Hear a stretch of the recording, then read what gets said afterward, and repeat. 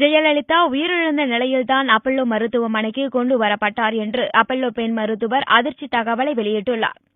Chennai RK. நகரில் தீபா பேரவையின் ஒருங்கிணைப்பாளர் கூட்டத்தில் அப்பல்லோ மருத்துவமனையின் முன்னாள் பெண் மருத்துவர் ராமசீதா கலந்து கொண்டு பேசினார். அப்போது ஜெயலலிதா சிகிச்சைக்காக அப்பல்லோ மருத்துவமனைக்கு கொண்டு வரும்போதே அவருக்கு நாடி துடிப்பு இல்லாமல் இறந்த நிலையில் காணப்பட்டார் என்றும், மருத்துவமனையில் சேர்த்து 20 நாட்களிலேயே மெரினாவில் எம்ஜிஆர் சமாதி பின்புறம் இடத்தை ஆய்வு செய்யும் பணிகள் தொடங்கப்பட்டதாகவும் கூறினார்.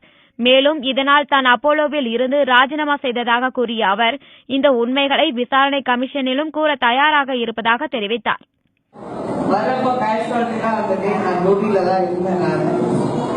நானும் செக் பண்ணேன். அவங்க வரப்பவே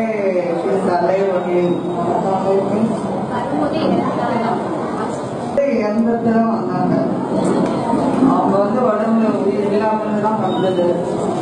அவங்க வச்சுட்டு அவங்க செகண்ட் ஃப்ளோர் மாதிரி ரொம்ப ரெஸ்ட்ரிக்ட் பண்ணிட்டாங்க.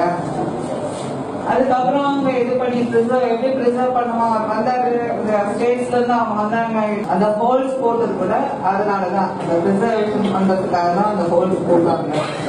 பாடியில இருக்க பிளட் ஃபுல்லா சர்வ் பண்ணி எடுத்துட்டு நம்ம திருப்பி எடுத்து நம்ம பண்ணணும்னு சொல்றோம் நம்ம. ஆனா பண்ணா எந்த ரிசல்ட்டுமே கிடைக்காது.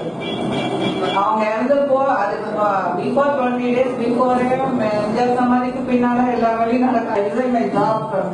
இப்ப நாங்க வேலை பண்ணல. நான் இப்போ